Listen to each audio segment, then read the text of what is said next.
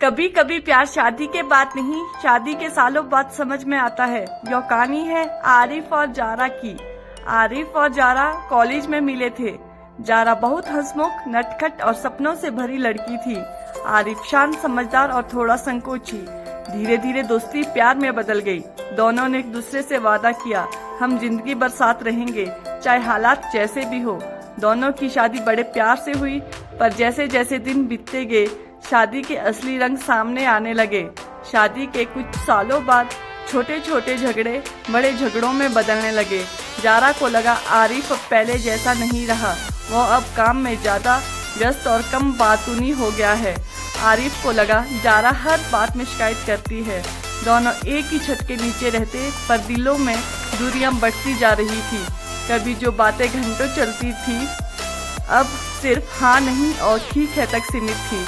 आरिफ रात दिन ऑफिस में रहता और जारा अकेलेपन में अपने आंसुओं को तकिए में छुपा देती। एक दिन आरिफ देर रात घर आया। जारा सो चुकी थी, पर मेज पर एक चिट्ठी रखी थी। उसमें लिखा था, आरिफ, मैंने बहुत कोशिश की समझने की कि हम कहाँ खो गए। शायद हम दोनों अपनी जगह सही है, पर हमारे बीच की मोहब्बत कहीं भटक गई है। अगर कभी वक्त मिले तो सोच लेना, क्या काम वाकई इंसान से ज्यादा जरूरी है। मैं जा रही हूँ मायके कुछ दिनों के लिए, ताकि हम दोनों थोड़ा खुद को ढूंढ सके। आरिफ ने वह चिट्ठी कई बार पढ़ी। उस रात उसने पहली बार महसूस किया, वो कमाने में तो लग गया था, पर खो तो वो अपनी जारा को रहा था। अगले दिन आरिफ जारा के मायके गया, पर जारा उससे नहीं मिली। उसने कहा, मुझे वक्त चाहिए। आरिफ रोज आता, दरवाजे पर बैठता, फूल लेकर, मुस्कुराहट लेकर और कभी कभी बस खामोशी लेकर। धीरे धीरे जारा का दिल पिघलने लगा। एक दिन आरिफ ने कहा, जारा, मैं पहले जैसा नहीं बन सकता, पर अब मैं बेहतर बनना चाहता हूँ, तुम्हारे लिए, हमारे लिए। जारा की आंखों से आंसू बह निकले। वो आगे बढ़ी और बोली, आरिफ, मोहब्बत वही होती है जो टूटने के बाद भी जुड़ने की हिम्मत रखे। एक नई शुरुआत। आरिफ और जारा वापस अपने घर लौट आए।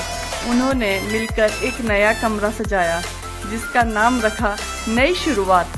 वो रोज रात को एक दूसरे को थैंक यू और सॉरी कहते थे, क्योंकि अब उन्हें समझ आ गया था, प्यार सिर्फ साथ रहने में नहीं, बल्कि हर दिन साथ निभाने में है। जिससे हमें सीख मिलती है कि कभी कभी प्यार को खोकर ही उसकी कीमत समझ आती है। रिश्ते वक्त मांगते हैं, ध्यान मांगते हैं और सबसे ज्यादा दिल से निभाने की कोशिश मांगते हैं। धन्यवाद। अगर आपको मेरी ये कहानी अच्छी लगे तो प्लीज लाइक, शेयर और कमेंट जरूर करें। ऐसे ही स्टोरी सुनने के लिए प्लीज मेरे चैनल को फॉलो करें। A happy marriage is the union of two good forgiver. Thank you.